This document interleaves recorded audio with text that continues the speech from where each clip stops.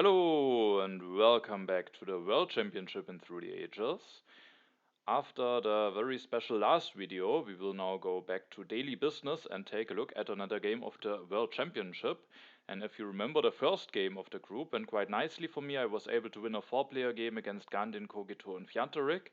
And today we are going to take a look at the second 4-player game, in which I of course ideally would like to get another good result in to have a nice start with going into 3 2-player games. Alright, and now without further ado, let's take a look at the game. In this game I'm playing in the first position, and first of all we can take a look at the leaders and wonders. There's some lab synergy in H3 with Steve Jobs and Bill Gates, also Spaceflight, the Internet and the Manhattan Project are there. We have also Pierre together with the Internet.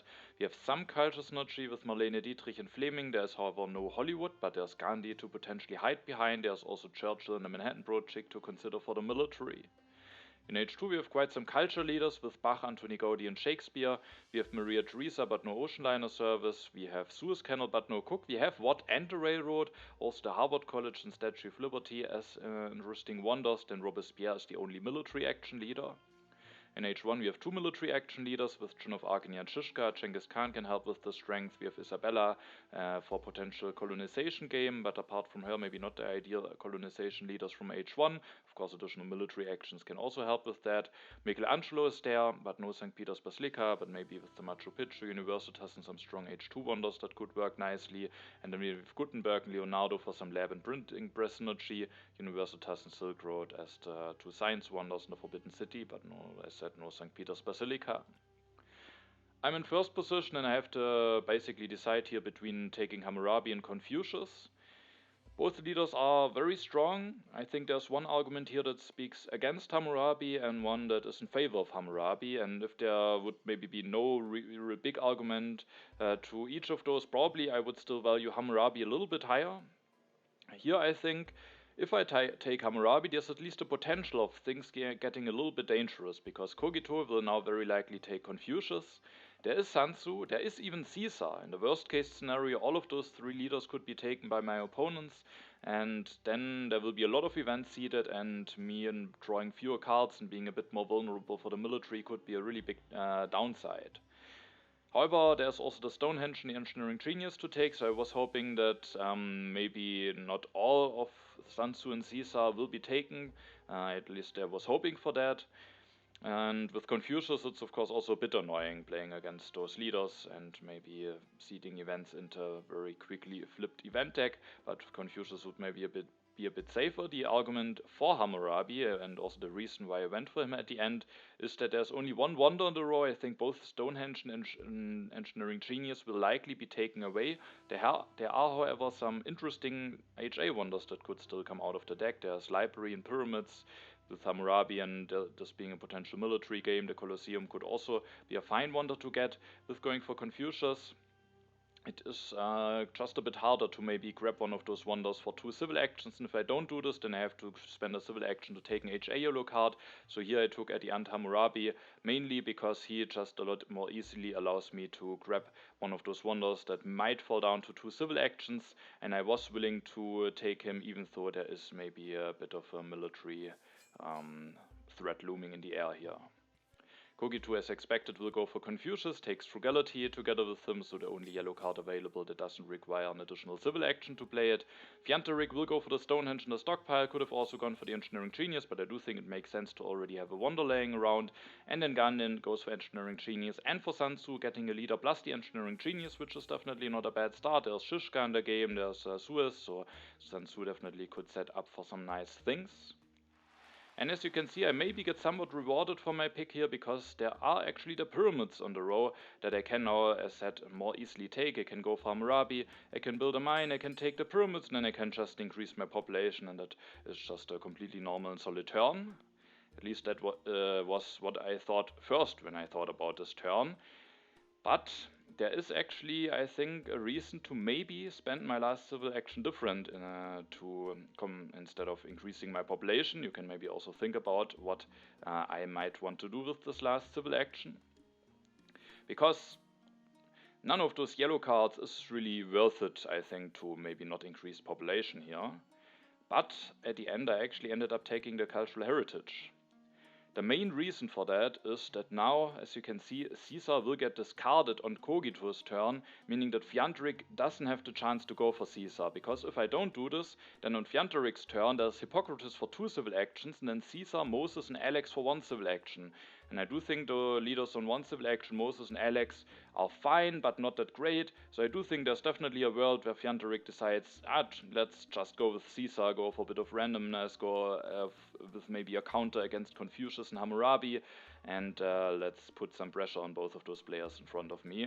I do think that's not unlikely, and I do think that could be quite a bit troublesome if I play against Confucius, Caesar and Sun Tzu.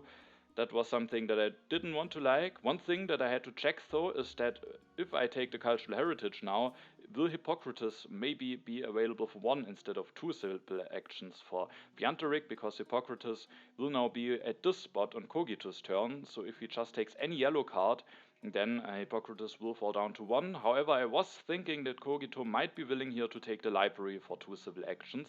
It's a bit costly. I think I would not be unhappy if he does it, but I do think it might be the correct play for him, especially if taking a yellow card would mean that Hippocrates falls down to 1 civil action for Fjantarik, and so I was hoping that even with taking this cultural heritage, Fjantarik doesn't get Hippocrates for 1, because then maybe it could still be worth it, but maybe a little bit less. Also, while it maybe is not that great to take the cultural heritage, I have a lot of civil actions here. I have Hammurabi, I will get the pyramids, I don't have any additional science income. I do think in such a situation the cultural heritage is not that bad of a card, and the additional science could actually be quite meaningful later on, as we will actually already see at my next turn. I draw the Trade Routes Agreement. Kogito will now go for Confucius, will indeed take the library for 2 civil actions. With that he has a strong wonder and make sure that Hippocrates stays on 2 civil actions for Fjantarik. Then it's Fjantarik's turn, he will go for building a mine, has to choose between those 3 leaders, goes for Alex 1 civil action, which I think is a fine choice. I think one of the main advantages of Hippocrates over Alex is that he gives the civil action back when replacing, but if you now pay an additional civil action to get him, then this advantage is already gone, and then I don't think after that there's a big difference between getting a yellow token very early and then compared to getting some yellow tokens later on. Only starting with age 3, Hippocrates will have given more yellow tokens than Alex, which is already quite late, so I do think it makes sense to go for Alex here for Fjantarik. Gandin at his turn will go for Sun Tzu, builds a mine, sadly will go for the Monarchy. Maybe that is partly a denial pick, because giving Hammurabi this early Monarchy, even together with the pyramids, would just be an insanely strong start for me, and Gandin can maybe still use the Monarchy for himself, so I do think that makes sense, maybe with a small denial element being involved here. I definitely would have gone for the Monarchy. Now that I can't do this, the question is, what do I want to do now? And here we can already see that maybe this cultural heritage will actually become quite useful, the additional science, because I can now increase my population, build a second lab. I could take some cards for 2, there's Pierre in the game, so bread and circus is maybe somewhat fine to have. There's masonry, but with having no additional science income, I'm not sure if I would like to commit to it. Maybe with still being able to use it in the HA Wonder, I think it could still be worth it. There's the irrigation, maybe for the Machu Picchu or something, but I do think I am willing here to pay even an additional civil action to get the iron here for 3. I don't think it's completely clear that it is the right thing to do, because while it is very strong to get an early iron, and as you can see, now the 1 additional science of the cultural heritage actually guarantees me to get the iron already going at the next turn if I want to, and that is maybe also definitely part of the reason why I'm actually willing to pay that much for the iron. It's nonetheless a bit of a commitment with those leaders, Kogito having Confucius and then also Sun Tzu. The event deck might flip relatively quickly. At least there is no Caesar. Maybe that gives me the time to get this iron going. If I would also be playing against Caesar, maybe that would be too greedy. Maybe I have to completely focus on just getting a bit of a military setup going. Maybe just taking breakthrough even. Maybe hoping to get theocracy at the next turn or something. But like this, I was willing to go for this iron, even though maybe it leaves me a little bit vulnerable for the next 2 or 3 turns. But I was hoping that I will survive and then after that can fix my military. I will draw the immigration now. Kogito seeds and opens the development of science. He will increase his population, builds 1 stage of the library and is willing to take the masonry, which he already can use next turn on the library very nicely. Fjantarik won't use Alex, instead will seed with him. The development of markets is revealed. He will go for the irrigation, builds the second lab, and very interestingly grabs the theocracy for 2 civil actions. Definitely an unusual pick. He could have also maybe built a stage of the Stonehenge. Then I guess the question is what to do, but there's the bread and circuses for 1 with beer in the game. That could be a fine card to have. I was a little bit worried because taking this theocracy could be an indicator that maybe he wants to, instead of using Alex very quickly for a yellow token, could maybe want to do some military shenanigans with Alex. For example, if at the next turn, just theoretically, he could develop the theocracy, play the stockpile, increase pop 2 times, build 2 warriors if he has legion tactic thanks to the 3rd military action of the theocracy, already reveal it, and that would put him out of the sudden at 9 strength very, very early. Now, of course, he has to be lucky, maybe a tactic draw, maybe already an aggression.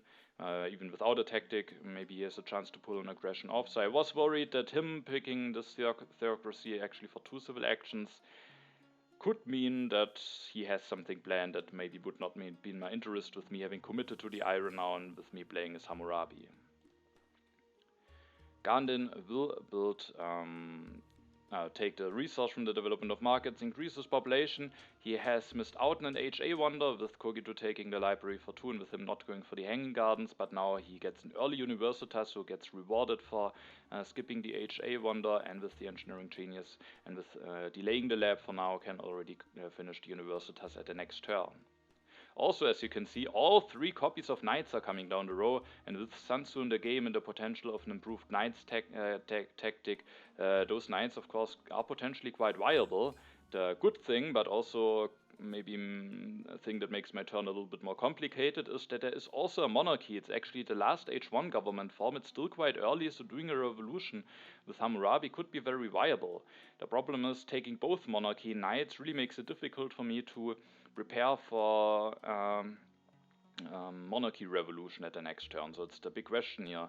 Do I go for the Monarchy and the Knights, maybe delaying my Revolution by another turn, but it also would mean delaying my Iron upgrades by another turn. As you can see, development of markets are revealed here, meaning that it also makes it really difficult for me to get out of corruption, actually impossible. So taking both of those cards is not really an option. I could just take the Knights. The problem is I don't have a Knights tactic. Maybe just all copies of Knights could be taken, and Gandin could then just improve an infantry tactic. Of course, if I then don't take the Knights, then maybe I will have to play against an improved Knights tactic with having missed out on Knights. But the 3rd military action of the Monarchy could also be very valuable for defending myself. There is at least a Genghis Khan in the game, so even if I miss out on Knights, there is still a chance to somehow get this improved Knights tactic going, and I just think this early revolution is so extremely strong. Additionally, I won't take any card from the row apart from the Monarchy. I will also not take this very nice breakthrough, as I just want to set up for a revolution at the next turn. And then all of those Knights will stay on 2 civil action at Kogito's turn, and with him also having the development of markets still to resolve, and maybe even more developments being revealed with him being Confucius, he wants to seed. I thought it is maybe a bit challenging for him to grab the Knights for 2 civil action without having corruption, and maybe there's actually a chance that he will let those Knights through. And with that, I at the end this turn first of all offer the trade routes agreement. I want to use resources as food. I do think the benefit that the pact gives me here is actually an interesting one that we can maybe take a look at the end of my turn. And then I will take the Monarchy. I will gain 2 resources from the development of markets. And after taking the Monarchy, I will go for 1 Iron upgrade already and increase my population 1 time, with using the trade routes agreement. The trade routes agreement was interesting because I can of course choose something here, but I also have the development of markets. So if I want more food, maybe I can just take food from the development of markets. But as you can see here, I actually took resources from the development of markets, but then immediately used one of those resources to transform it into food. So the question is, why not just take food and not offer this pact to potentially give Fjantarik now the benefit of being able to use some food as resources? I gave him the ability to maybe make it a bit less likely or less appealing for him to go for any military shenanigans, because if he wants to use the pact now, he doesn't have enough population to build 2 warriors at his next turn. So the reason why this is actually viable for me is that it gives me an option at the next turn compared to just taking 2 food. which has to do something with corruption, basically. Let's maybe get first my production, afterwards it's a bit easier to see. So I will produce. And now, as you can see, I will need to spend 3 blue tokens at my next turn if I want to get out of corruption in addition to the revolution. Of course, there could be further developments revealed that could maybe change that math, but at least the development of markets are already out. So with that, I was, one event that could change the math is already out. If I just take 2 food, and basically after now having already converted 1 resource into food, I was taking 2 food would be at 5 food and now 4 resources. And I also would still need 3 blue tokens to fix my corruption. But now that I have 1 more resource, I have 3 blue tokens lying around on bronze mines after my production, meaning that now I have the option to do the revolution and go for a second mine upgrade, with maybe that getting me out of corruption if there are no further development revealed that give resource or food. If I would have an additional food and 1 less resource, I would have 2 blue tokens here and 1 here, meaning if I spend 3 resources, I only spend 2 blue tokens, because I wouldn't take 1 from here and 1 from here. And then I could not do the revolution and doing the mine upgrade and getting out of corruption. So the thought behind the trade routes agreement is that generally I would prefer to have the food, because in a potential military heavy game where the event deck will flip quickly, I do think having additional population is very viable. But just taking food from development of markets would lead for me not having the option to upgrade my second mine available the next turn. Maybe it's better to increase my population anyway, but it could be nice to have the option. And so I offer this pack to first take the resources and then slowly transform those resources back into food, which I think was a nice reason, and I hope you enjoyed that little further and very this analysis of this very small detail. Cogito Seeds, the development of politics is revealed, meaning there are now some additional military cards drawn for everyone. I get a colonization card, a colony, and an aggression. Cogito is willing to take the knights here for 2 civil actions. I was a bit worried with seeing that, because now it will be very likely that I will be the one being without knights, and that is dangerous against Sun Tzu. And Cogito can, after having taken the knights, take resource from the development of markets, finish the library, and get out of corruption with building this 1 warrior, which he might need soon anyway. This turn, Fjantarik is willing to use Alex, also maybe showcasing or saying that he is not going for something military heavy with Alex, which I was relieved to see. Of course, he needs the right cards to do that, but especially with development of politics, maybe that was not completely impossible. He will actually reveal the heavy cavalry tactic. I don't have any tactic drawn yet. I will very likely now play without knights, but I was happy to see that maybe Fjantarik helps me out just a little bit here, because if Genghis Khan is available soon, maybe I can go for something with the heavy cavalry with being on infantry units. But Fjantarik probably wanted to keep some other cards in hand, was willing to reveal the tactic already. Gandin this turn will finish the universal attacks, takes the last copy of knights and takes the breakthrough, so I will indeed play now without the knights. Now it is my turn. I will now have the option to upgrade my mine. As you can see, there was no development revealed apart from development of politics, so now my little trick with the trade routes agreement actually pays off. I can now go for this upgrade. There is no danger of reds. I can still increase my population at the next turn, so I will go for this upgrade and I will just do the revolution. I just think it's too strong. There are not the most useful cards for me in the row anyway. Of course, maybe going for something like Leonardine Alchemy could potentially be nice, but I would have to play the cultural heritage, so I can't really go for it this turn, and I just think the revolution is too strong, so I go for this turn. Keeping the immigration and the historic territory in hand, I draw another colonization card and also the plunder. Cogito Seeds and opens the development of trade routes. He will use the frugality, increases his population 2 times, builds the second lab, and then increases his population again. He has now quite a bunch of science saved up already, even though he has already developed the masonry. Fjantarik Seeds opens the development of planning. The options for the development of planning are religion, civil life, and warfare. Fjantarik takes the development of civil life, develops the knights for 1 science less, takes Isabella as a new leader, sadly no Jan Žižka, but with him having the heavy cavalry tactic, of course Jan Žižka is maybe not that great, but it means that Gandhi now will have the chance to take Jan Žižka with having Sun Tzu, which is quite dangerous. But at least there's Genghis Khan coming down the row, which maybe can help me to defend myself soon. Fjantarik will go for 1 knight and then builds 1 stage of the Stonehenge. Now it's Gandin's turn. He will offer the open borders agreement to Fjantarik, so both of them will have an additional military action, and Gandin is willing to go for Jan Žižka, has the medieval army tactic, so he will have the Jan Žižka dream with operating on an improved medieval army tactic from Sun Tzu. He will elect Jan Žižka, and he is just able to get out of corruption with building a knight and increasing his population. Is at least missing one resource to go for a second knight, which already would have made him very threatening with going up to 11 strength, so I guess all of the others can be lucky that he is missing the tiny resource here. Now it is my turn, and as you can see, I actually seed here.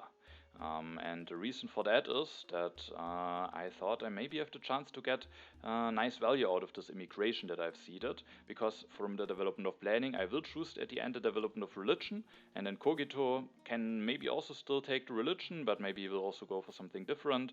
Fjantarik has already not taken the religion, and Gandin has also not taken the religion, and Cogito, Fjantarik might finish the Stonehenge soon and go for the theocracy, so there's the danger of this not working out.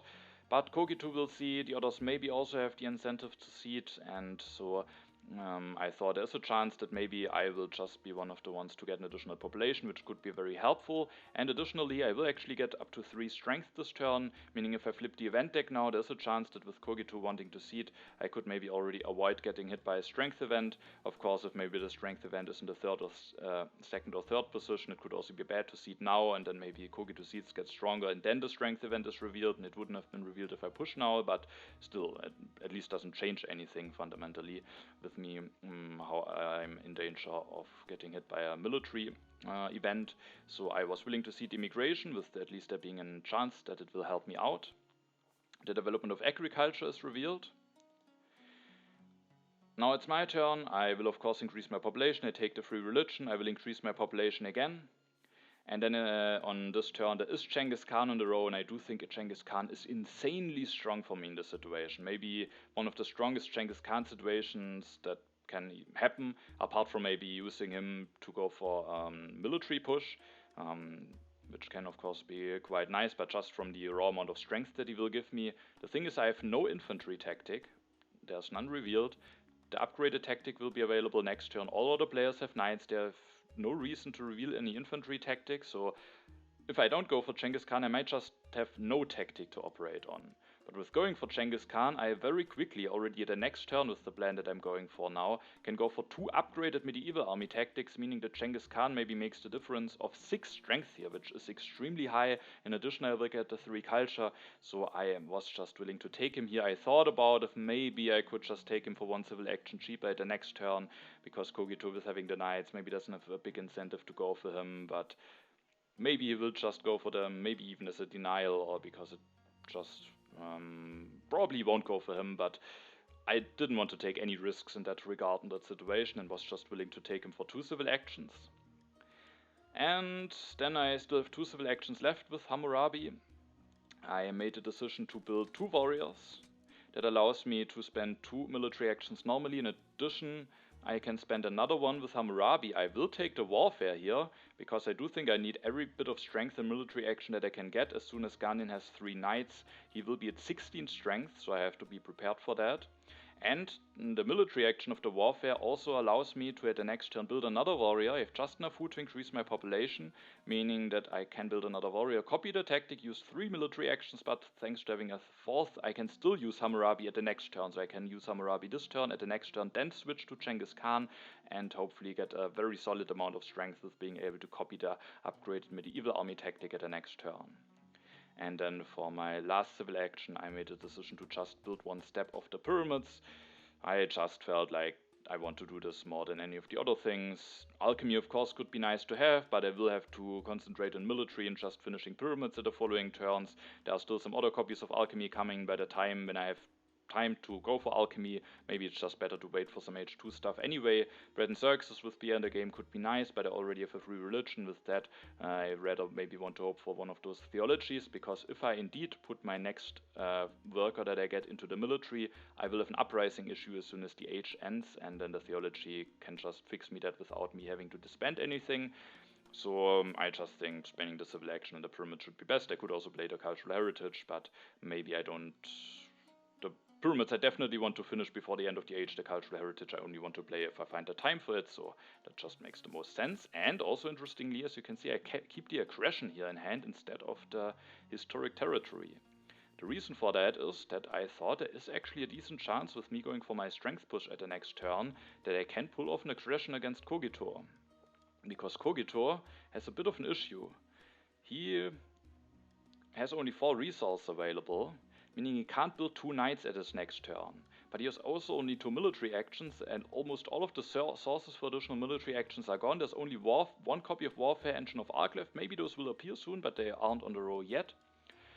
And if those won't be available for him, then he can just build a knight at the next turn, and then he has 2 military actions to copy the tactic, but can't build another knight. If this should happen, then he will be at 7th strength. However, with me going for my Genghis Khan push, I will be at 11th strength, so a 4 strength difference, and with him being on 2 military actions, he would need 2 defense cards, and I have already drawn 2, so I thought there's a decent chance that maybe I could pull an aggression off, and with that I was willing to keep the aggression instead of an event in hand. Kogi Seeds, the kidnap is revealed. Sadly, no strength event that I can maybe dodge, but also sadly no immigration, but at least a neutral event, nothing that hits me. Kogito will take the iron for 2 civil actions, goes for knights, prepares for the military push, and makes a very interesting decision here. Makes the decision to go for Gutenberg, but he does not take the alchemy here, instead of bread and circuses. I do think not taking the alchemy here actually makes sense, because he can keep Confucius for a little while longer. There are more copies of alchemy coming, and maybe wants to use Gutenberg as a transitional leader to get some very cheap alchemy upgrades going. So I do think that makes sense on one hand.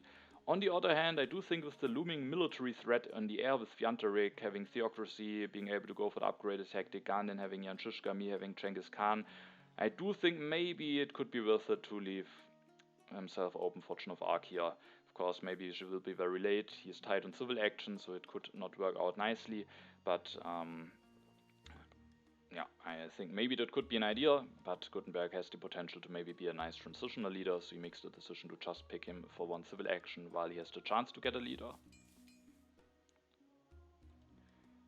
Now it's Fjantarik's turn. He seeds, opens another Confucius event, again an aggression, so now I'm lucky because I'm the weakest now and I don't get punished. Fjantarik will now go for the Theocracy.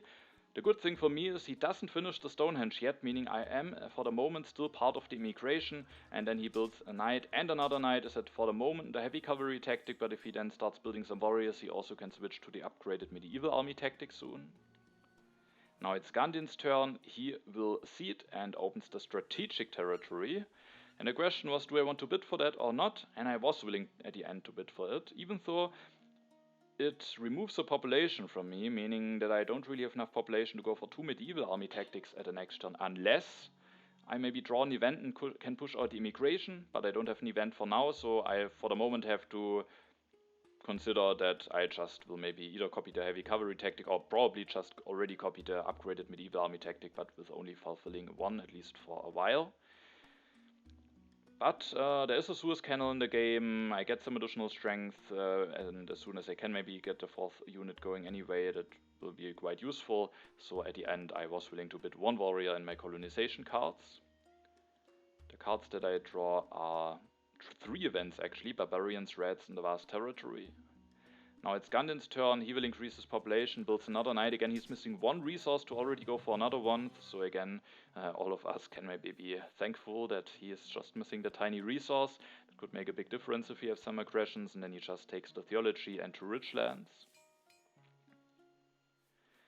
Now it is my turn. Thanks to winning the strategic territory, I actually improved my strength by 1, meaning now I'm not the weakest. And I made the decision that I really want to push here. Because if there's a 33% chance for that the immigration is revealed, I get a free population, and that will actually make a big difference on how good my turn is, because then I have enough population to go for the 2 upgraded medieval army tactics already this turn, but because of also having 2 additional strength from the strategic territory, I'm even on 13 strength, making it very, very likely that I actually have a good chance to pull this blunder off. So yeah, with that I thought it is just worth the shot of me getting maybe lucky in hitting the immigration here. Also, just moving the event deck forward as quickly as possible could be nice, so that I just get the immigration at some point before Fjantarik will finish the Stonehenge at his next turn. And also I do have some solid events to push here. I will increase my population. After that I'm low on food anyway, so I made the decision to put the rats into the deck here and was really hoping for the immigration to be revealed. And I do get a bit lucky here, the immigration is revealed. I and Fjantarik will get an additional population, and that gives me an interesting option now, because now I have 2 population. The only issue is that with spending 4 resources on 2 warriors, I just miss 1 resource to also finish the pyramids this turn. So the question is, should I just go for 1 warrior for now and then finish the pyramids at the next turn, or am I willing to delay the pyramids by 1 more turn? And a big question to answer in order to answer this question would be if the age ends before my next turn or not. And I did some calculations, or I put a bit of thought in my opponent's turns, and I came to the conclusion if I don't take any card from the row, it should be almost guaranteed, or even completely guaranteed. Maybe theoretically, if the only goal of the opponents would be to end the age, I think it would be possible, but not if they play somewhat reasonable turns. So with that, I thought I can delay the pyramids by 1 more turn. I could maybe also take 1 card. It's still very, very unlikely that the age will end, but I constructed a scenario with somewhat reasonable turns, not the best ones, and especially Gandin would do something awkward, but if he actually has a chance to end the age at this turn, then maybe he will go for the awkward thing. So at the end I made a decision to not take any cards, but with that I was willing to delay the pyramids and instead go for the rebuilding 2 warriors, which I can do thanks to the immigration, go for the warfare, copy the medieval army tactic. And now sadly I can't use Hammurabi's ability because I have used an additional military action with having lost 1 warrior, but that's not too bad because thanks to Genghis Khan I can now even go up to 13 strength.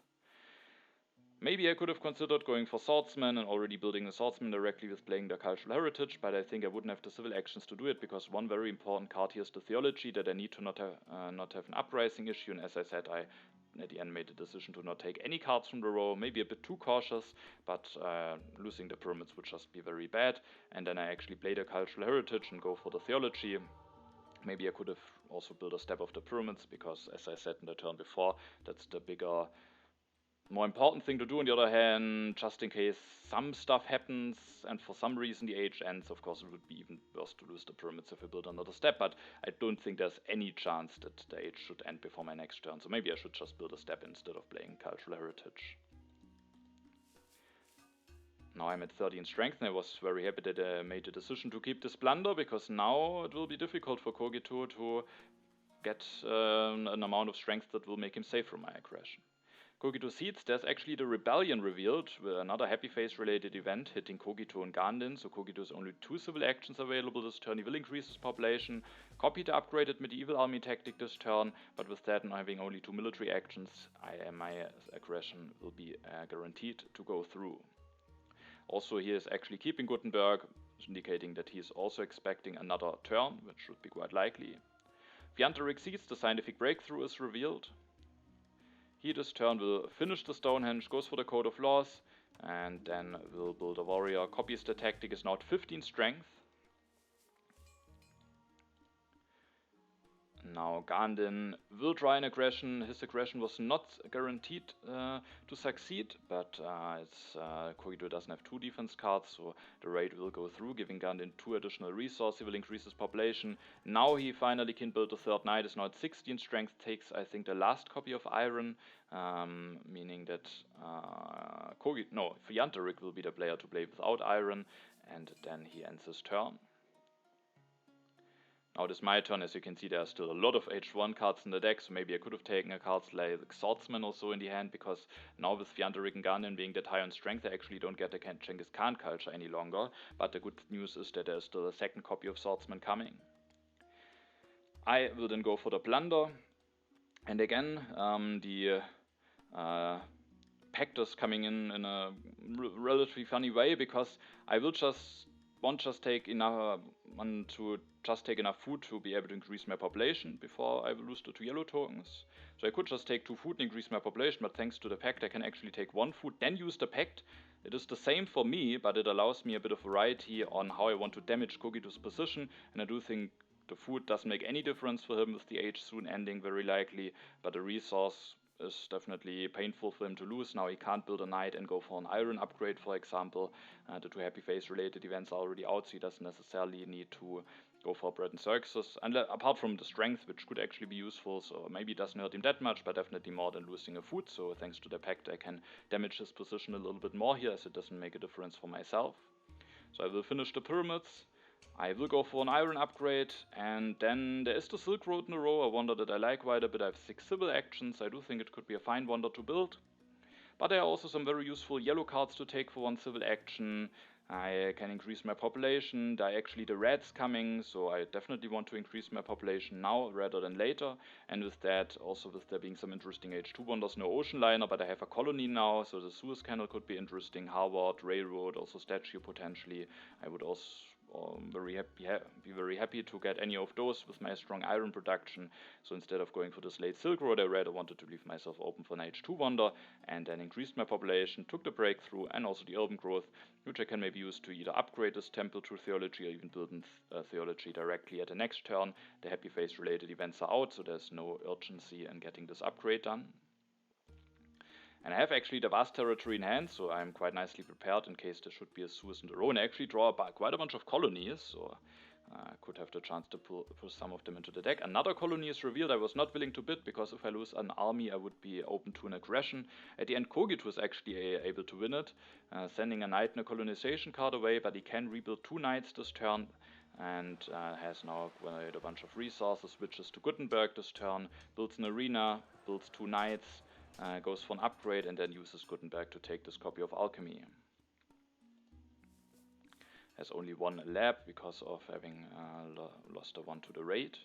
Fjantarik seeds and opens another Confucius event, so 1 science for everyone. He will actually go for the Silk Road. He's only in bronze mines, has the stockpile still in hand, which he is actually able to play. So very funny that he kept it so long that there's only 1 card left in the deck, and now he's able to use it with the Silk Road bonus. So very nice. Then he increases his population, builds this warriors. Now 19 strength is out of corruption, so a very nice turn by him. And at the next turn maybe he can just finish the Silk Road if there's nothing important in the row.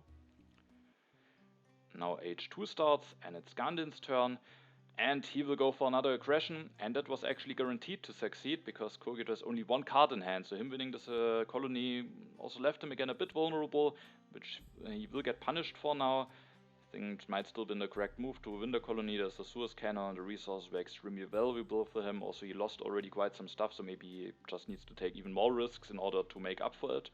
But now he will lose a population, he doesn't have a free one, so that's definitely again quite an annoying hit for him.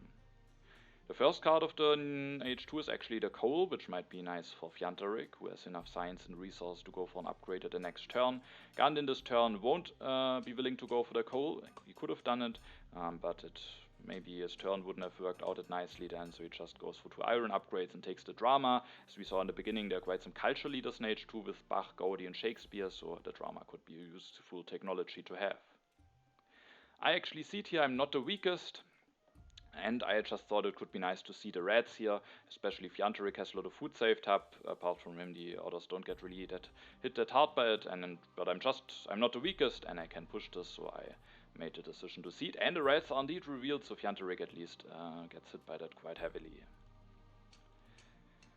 This turn I will upgrade this religion to theology. I thought about building 1, but I don't really need it necessarily. It will of course improve my culture, but I didn't really saw the reason to commit this worker already, especially with me wanting to go for the Suez Canal this turn and maybe soon colonizing the vast territory with it. And I don't really need the happy face of a second religion, and it would be better to maybe have a free worker lying around. And yeah, of course I could go for something like alchemy, irrigation, but I can now get the Suez Canal with the vast territory, and of course also having the chance to draw an even better H2 colony. I can maybe seed some of those small colonies into the deck and at least have the chance to maybe win 1 of those, so I was willing to take the Suez here. And then I have 1 civil action left. I could just build a step to be civil action efficient. I could take the irrigation, which could be a fine food solution when I go for those 3 additional yellow tokens from the vast territory. At the end I made the decision to take the engineering genius. I will have a lot of resource with the Suez Canal, so maybe a bit questionable. Maybe it is actually not worth it, even though getting 3 resource for 1 civil action is usually a good deal. At the end I still made a decision to go for it, but it could maybe be fine to just be even more civil action efficient and build a step. But I do think maybe the Engineering Genius is still more valuable than, especially the Alchemy. The Irrigation I think could be nice, just as a backup. But Fjantarik has those irrigations, so normally there should be enough copies of Selective Breeding for everyone around, so I made a decision here at the end to go for the Engineering Genius. And I also draw another colony. The Strategic Territory could definitely be a colony that I also could colonize with the Suez Canal. It's an alternative to the Vast Territory 1. Kogito will use Gutenberg to develop the Alchemy, then goes for an Iron upgrade. Takes the first copy of Selective Breeding actually for 3 civil actions. It's expensive, especially with him being only on 4 civil actions, but also understandable because he has lost, he's very low in population, and he just needs new workers very urgently, and at the next turn he can go for an upgrade while also using Gutenberg to upgrade a lab to Alchemy. Fjantarik Seeds, the foray is revealed. Sadly, I'm not part of that, but at least it doesn't damage my position. Fjantarik, after having lost all the food to the rats, will now take 3 food from the foray. He still has enough resources to go for this 1 coal upgrade, is also using the Great Roots Agreement Pact, and then takes the Frugality, which he can use with the Silk Road bonus. He's not willing to take this copy of Swordsman, which I will be happy about. Gandin will then go for an aggression against Kogito, but the 1 last card that he had available at the turn before was actually a defense card, so he is able to defend against this blunder. So he is at least catching a little bit of a break, but now of course the defense card is lost and he's again very vulnerable again. Gandin goes for 1 more upgrade and he just goes for the railroad here, which will make him even more threatening, going up to 21 strength, and also will improve his production, so I think it makes a lot of sense to go for the railroad here.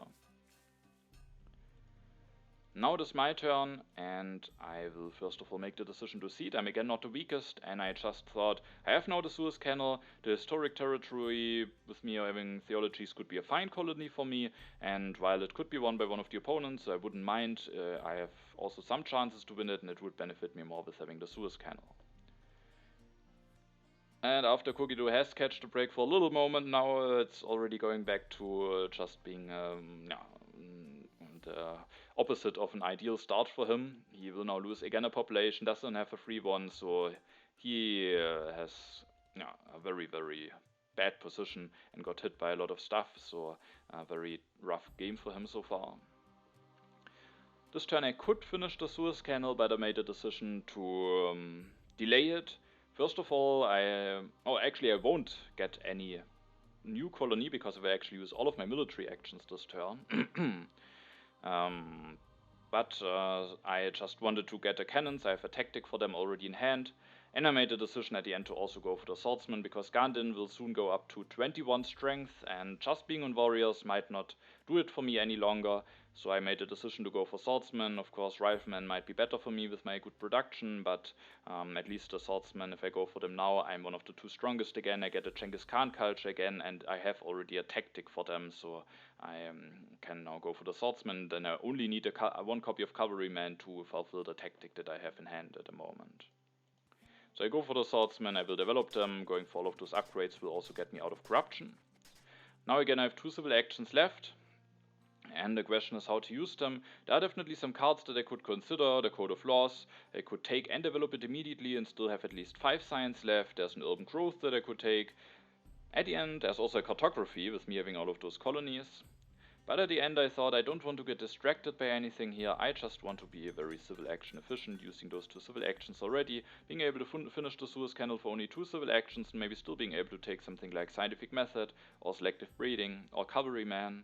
If I go for the Code of Laws now, yes, I can do it, but I'm on 5 science then only at the next turn, meaning if there's a copy of Scientific Method, now it could be an idea to just go for 2 upgrades and delay the Suez Canal by 1 more turn, maybe giving myself another chance to draw an even better colony. But if I'm only in 5 science with the Code of Laws, this isn't worth it. Also to fulfill this tactic I will need a lot of science, so I just thought I have at least already 6 civil actions. Maybe I don't really need a code of laws here, and the urban growth I think is definitely not worth it compared to the civil action spent. That also maybe allows me to finish the Suez Canal and take something like Harvard College, which also could be a nice wonder or a nice way for me to fix my science production.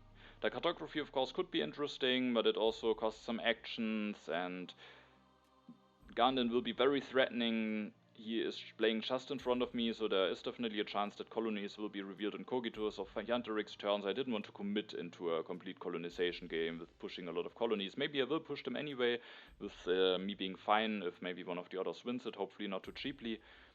But I wasn't willing to spend actions and science here into the cartography. I keep my 2 strongest colonies and Napoleonic army as well as a defense card.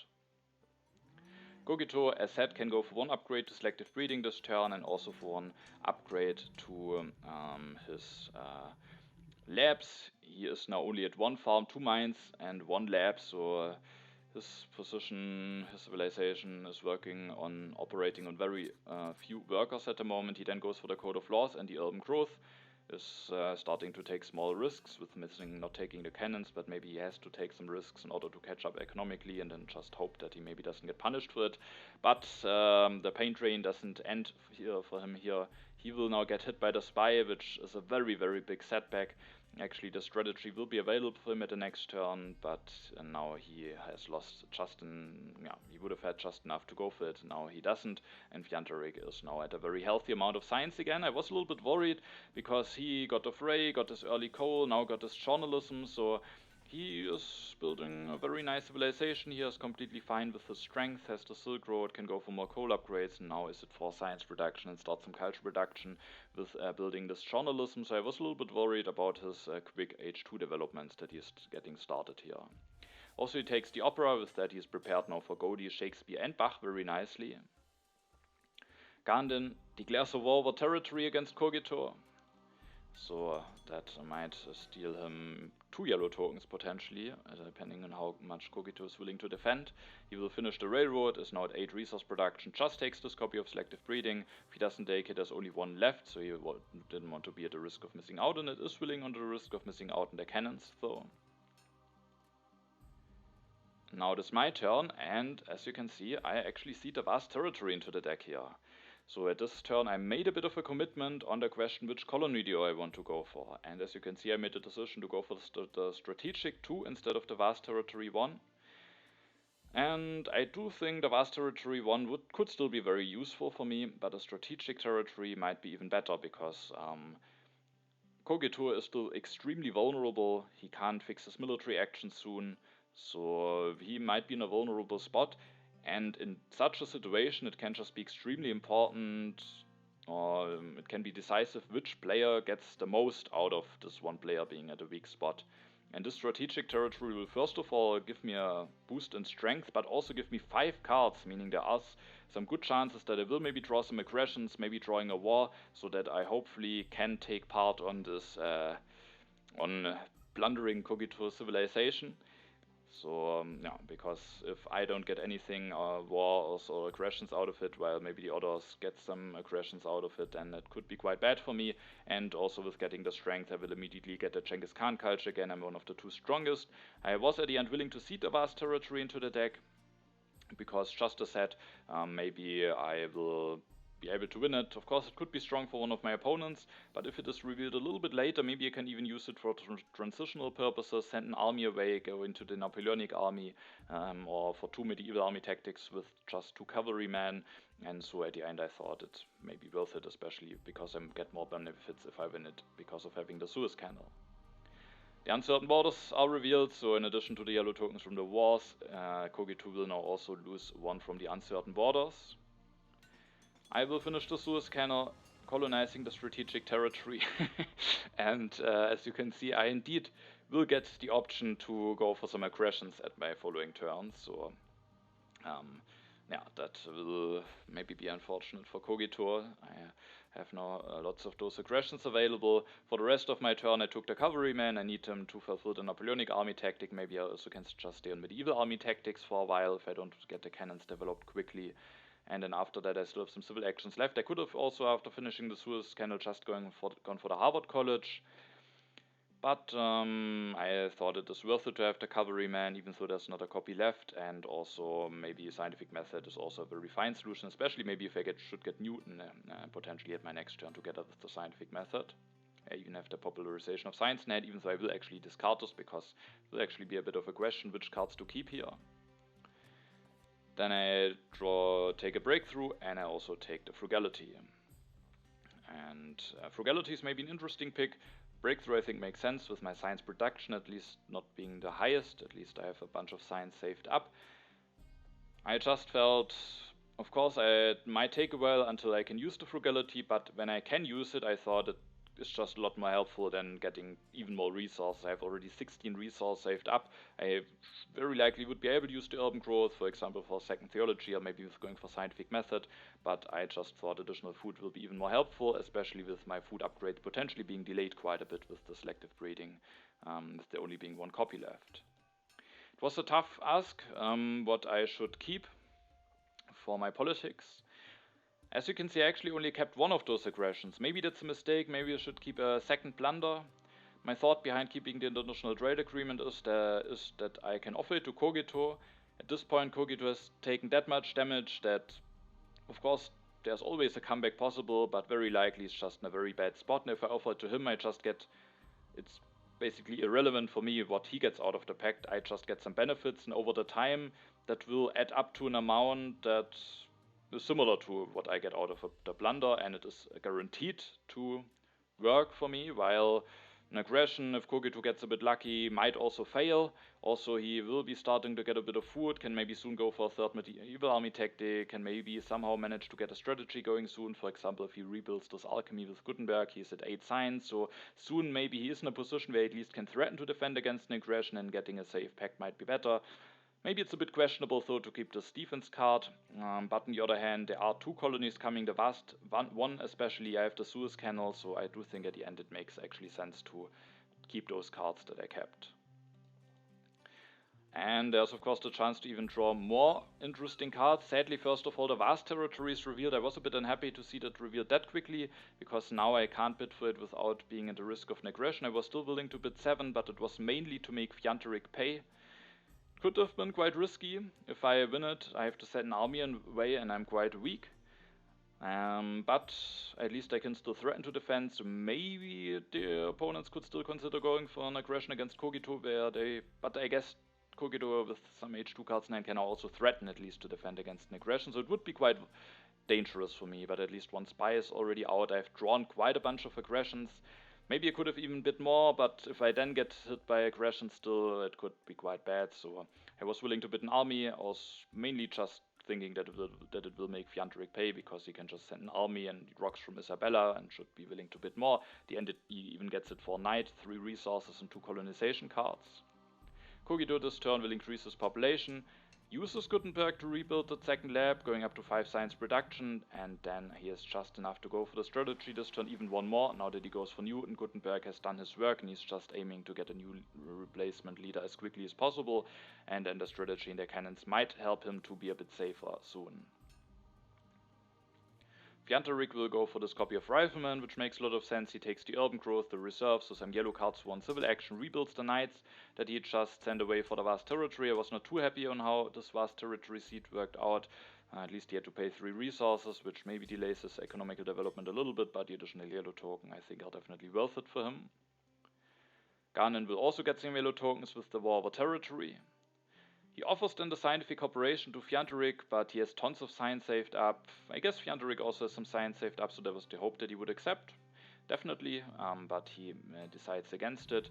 Gandin will then go for the scientific method, building a lab, going for the selective breeding, but not going for an upgrade already, instead building a warrior, going up to 22 strength, making sure that he's the strongest even if I should push at my turn. I could already just offer the pact now, getting that gone as quickly as possible, but the thing is now I still have a good chance to hit Kogito with an aggression. He can potentially defend, but he didn't have that many draws, while the next turn he can develop strategy. As you can see, the loss of the yellow tokens will again lead to some big issues for him, but after his turn he might be a bit safer. I can of course also consider declaring the war over technology, but Kogito can go for the strategy. Maybe he's also building an arena after destroying something. maybe the alchemy or something like this, and then he's already at 17 strength. Maybe 4 science are still quite nice to have, but I rather just went for the aggression. Because there could also something like promise of military protection be offered to the aggression. I thought it's just safer if it gets through, and luckily for me it does get through. At this point it's completely irrelevant for me how much my decision, what I want to take, hurts or doesn't hurt Kogito. I will just completely focus on what is best for myself. And what is best for myself, I thought, is to take 4 resources and 1 food. There's also not that much of a decision because Kogito only had that 1 food.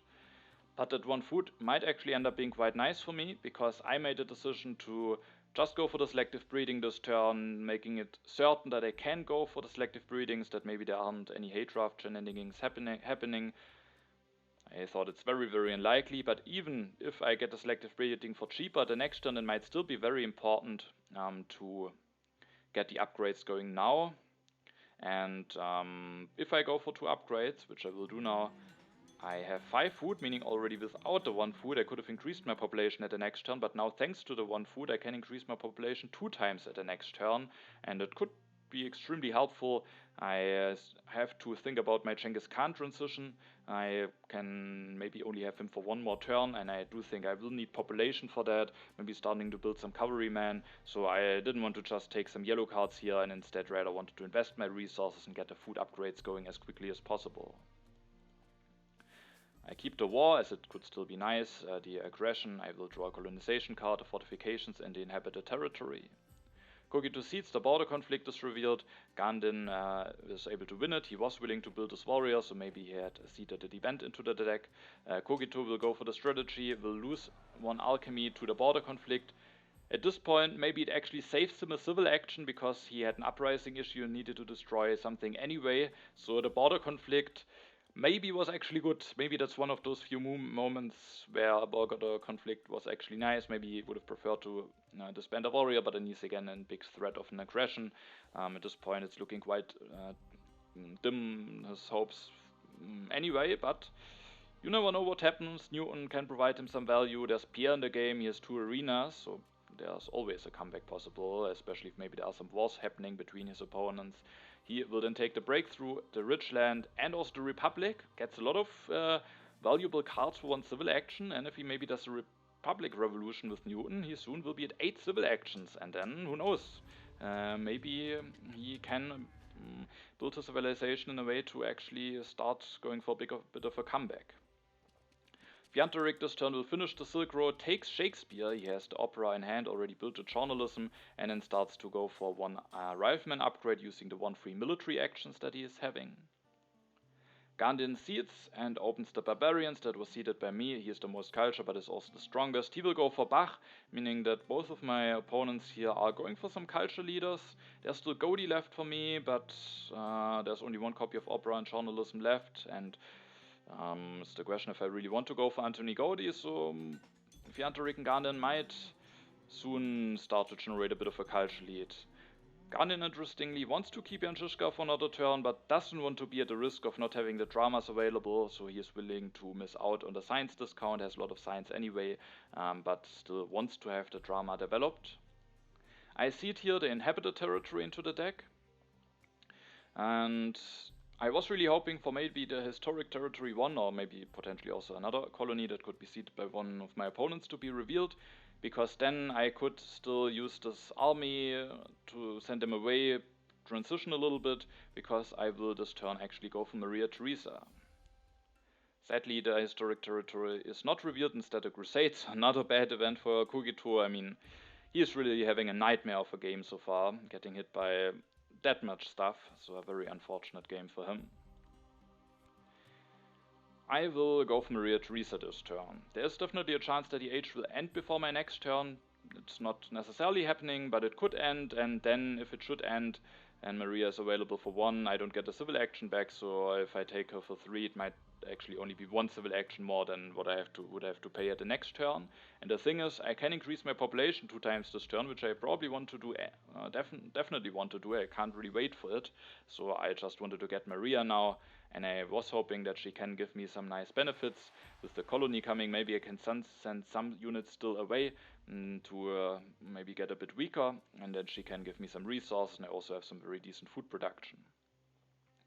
And I could have, instead of seeding, I could have also offered a international trade agreement already to just get a bit more value out of that already, but as said, I was hoping for this colony to be revealed. And now I will use this pact one more time. I just thought at this point I want to get as much food as possible, so I traded another resource into one food, especially with Maria. Of course I will need a lot of food, and then I can increase my population once. I built a cavalryman, and then I made a decision to build this theology. The happy face related events are already out, so maybe it's not really needed, especially if I indeed should win the historic territory 1.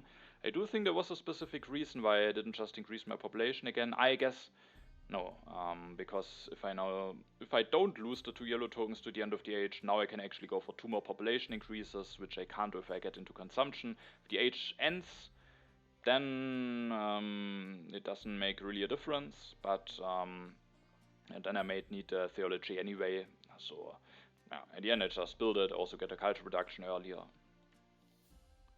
I actually discard the war here, as I felt like Kogito very slowly might maybe stabilize himself, and but maybe I should have kept it, but I kept the defense cards to maybe win the historic territory. With the Suez Canal it might still be worthwhile. Definitely want to offer the pact. I also want to keep the tactics, so maybe I could have discarded the colonization card, but here I kept it.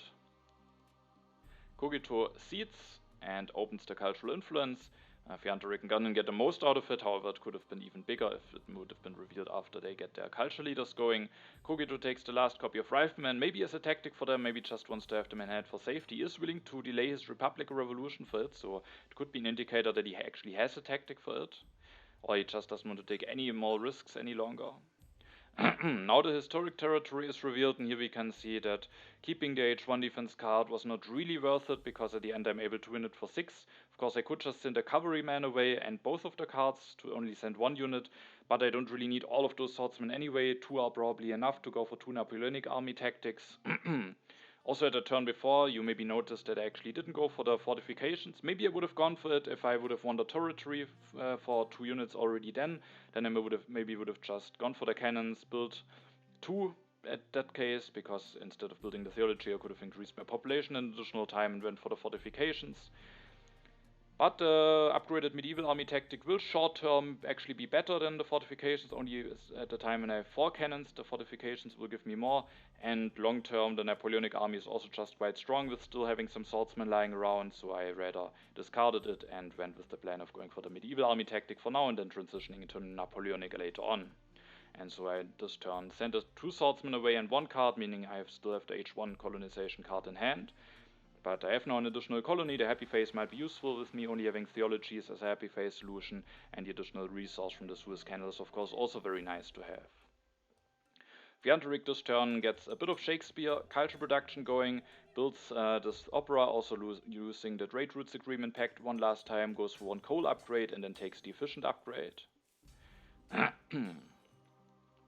Gandin seeds and opens the inhabited territory, which I also put there. I'm willing to bid quite a bit for it. I actually went all in on that, which then could mean that I maybe could regret it again to have sent a fortifications tactic away, but I have all of those technologies now developed, so the Napoleonic should still be completely fine as well.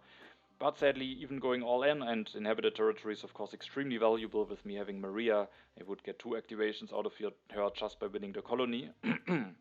But Gandin is able to win it. And I do think that will be an extremely helpful colony for him. He wins it for all of those units, but especially those warriors, as we will see during his turn.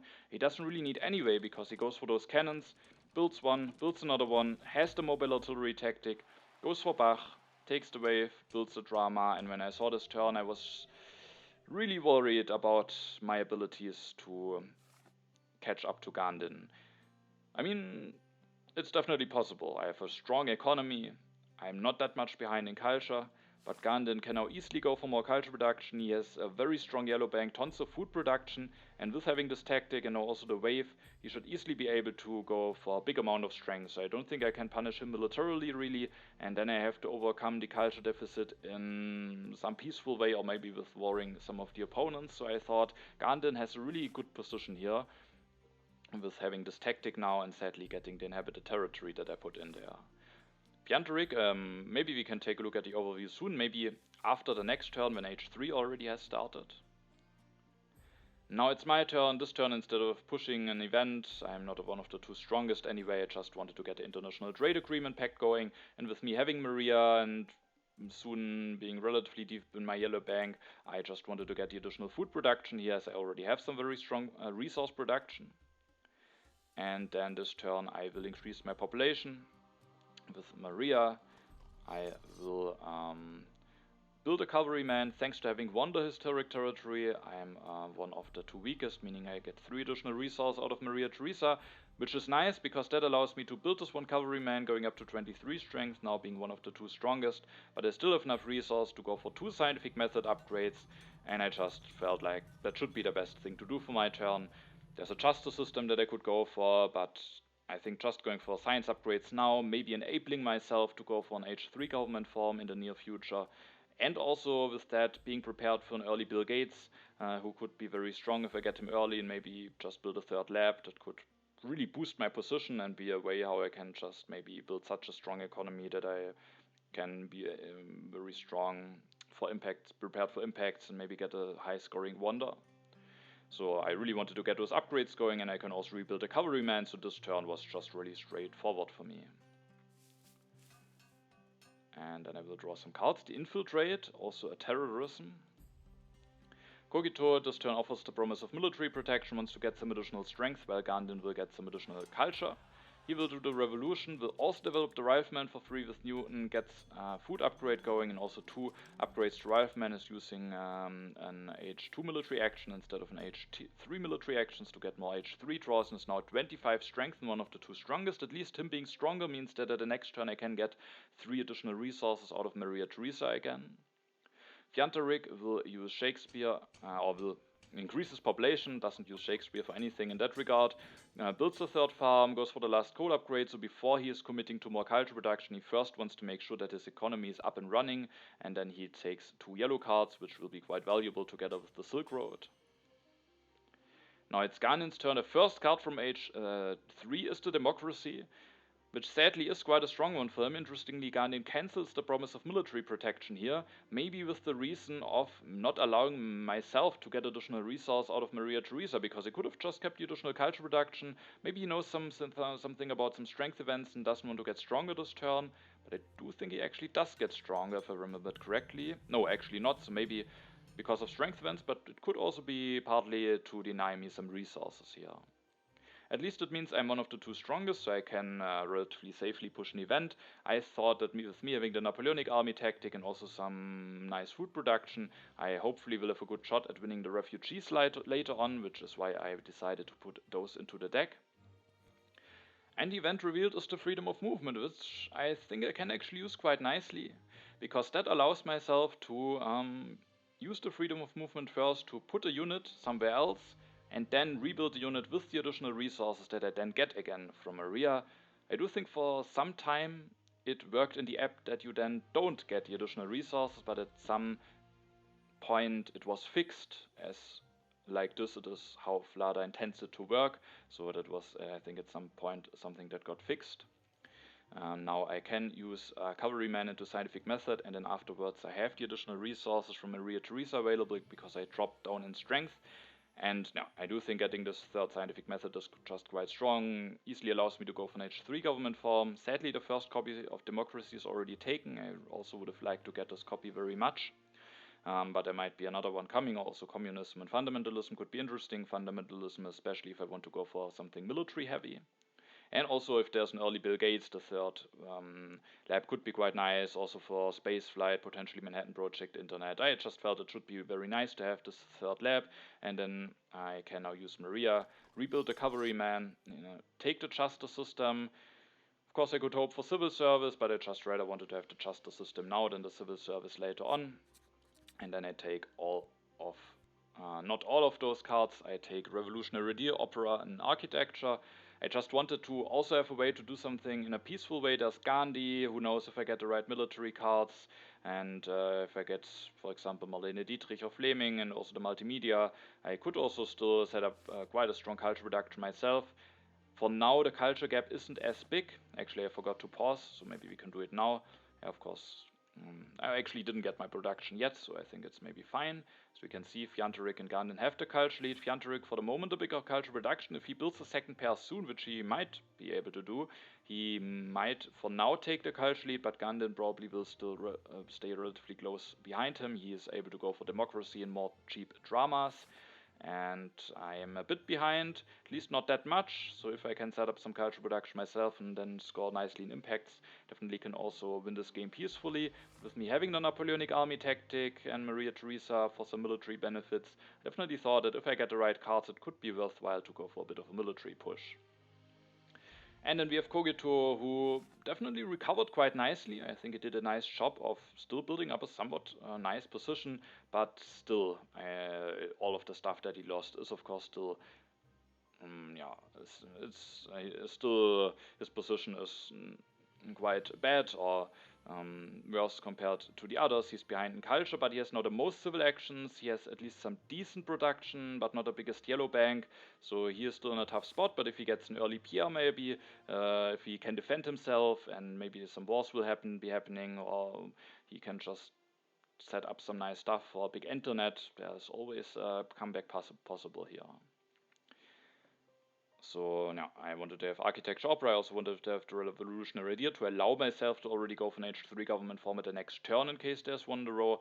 But I wasn't willing to take the navigation, even though it could be nice for impact of progress and a variety and might help me potentially winning another colony, but the Inhabited 2 is already out, so instead I just increased my population here. I will get my first 3 H3 draws.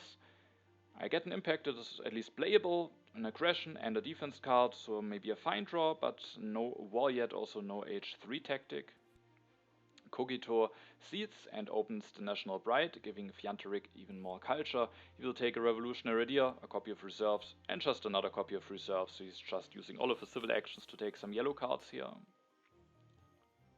Now it's Fjantarik's turn, he will seed and opens the Ravages of Time. I will have to lose the Pyramids, which is a bit painful, but at least I get the two culture production. Gandin will lose the Universitas. Maybe it's a bit annoying for him, but he still has a lot of science saved up, so it should be somewhat fine. Kogito will lose the Library and Fjantarik the Stonehenge. And he, for the moment, doesn't miss the happy face from the Stonehenge, but it could still be a bit annoying, but he takes the team sports in hand, and maybe have a solution for later when he will lose Shakespeare, and could maybe also open up the possibility to go for Pierre as a nice leader to get at the end of the game.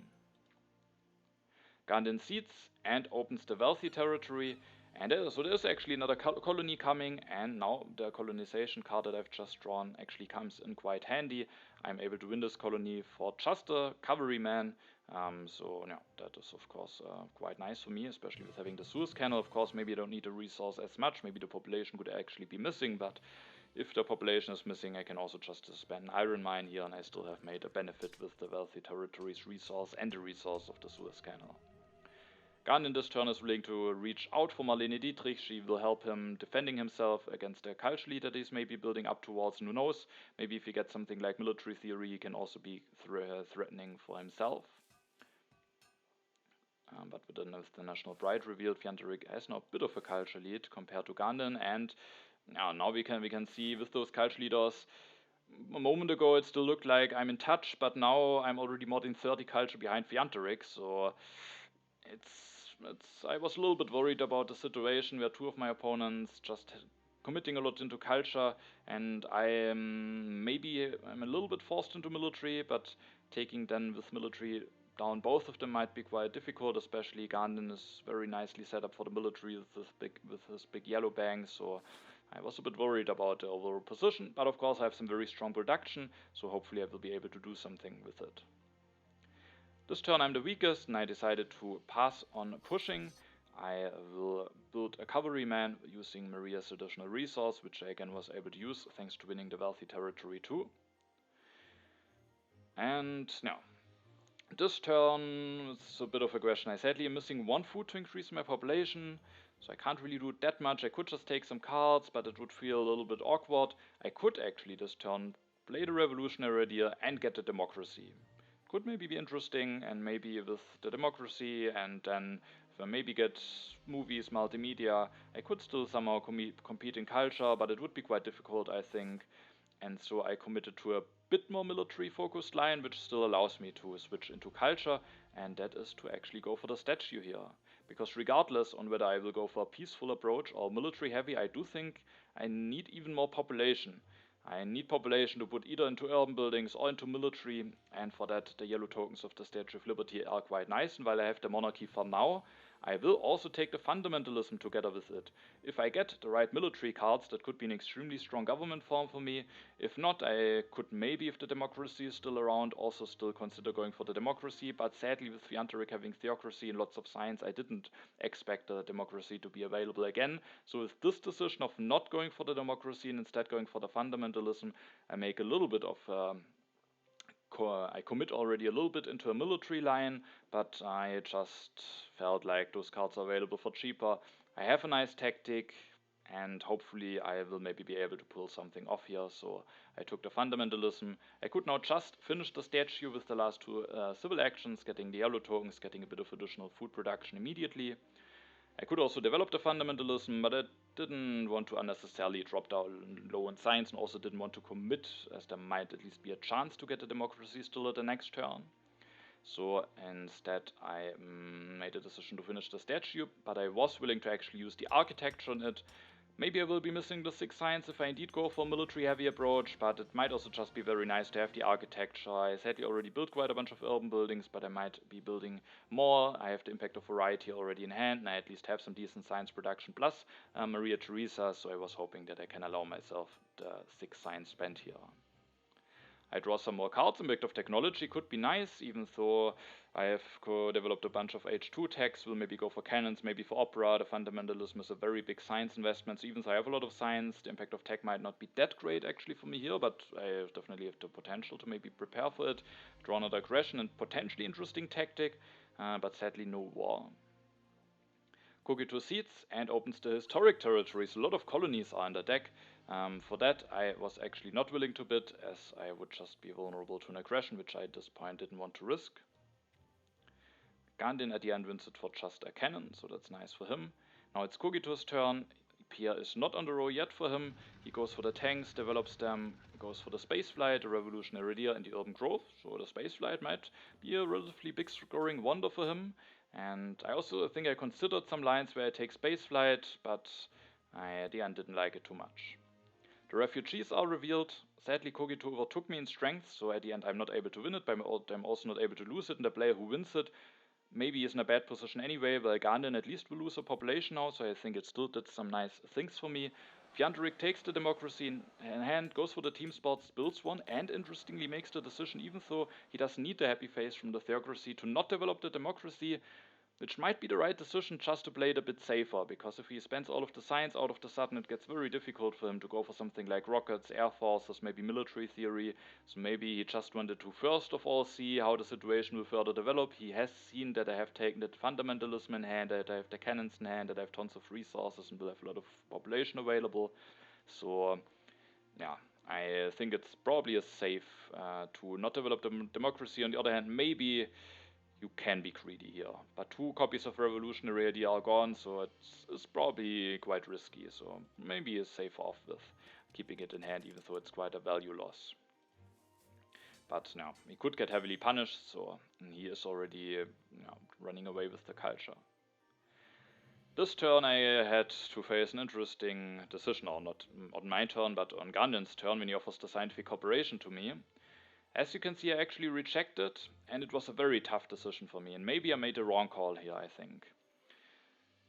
First, when I saw it, I thought, oh, that might be a perfectly fair pact. Gandin has maybe enough to go for 2 techs now. We have similar science production, similar actions. I will go for cannons and fundamentalism soon, now that the democracy is taken away.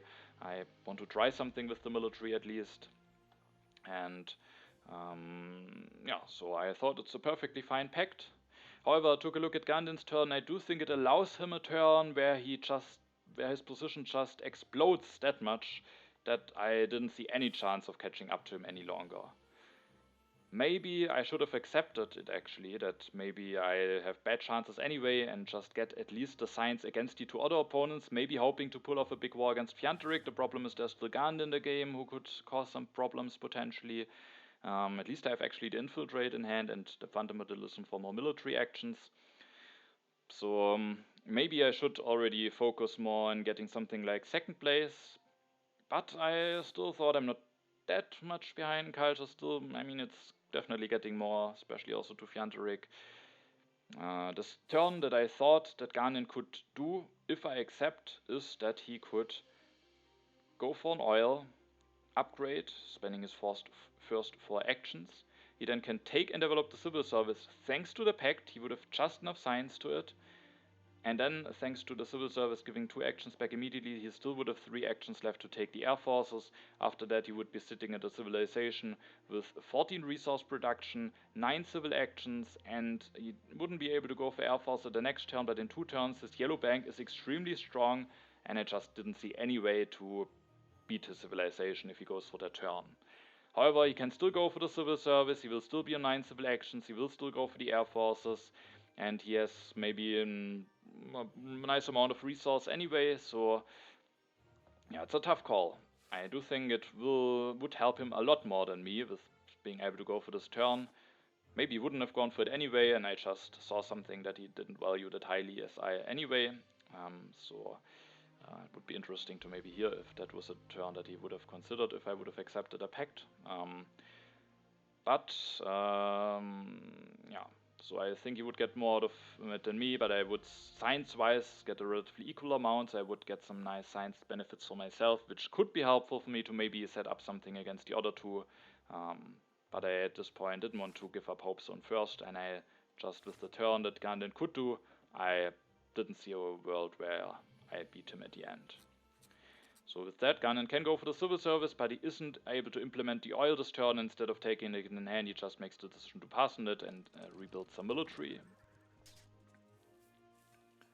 Now it is my turn again. I am actually the weakest, but the refugees are out, which maybe is also nice now, because it allows me to seed while not being too much worried about strength events. There could of course be some bad ones, but I just felt like there are already only 29 cards left. If things go badly, that might actually already my 3rd last turn, so my 3rd last opportunity to seed, and I really need to get some impacts in there, so I seeded the impact of Variety into the deck.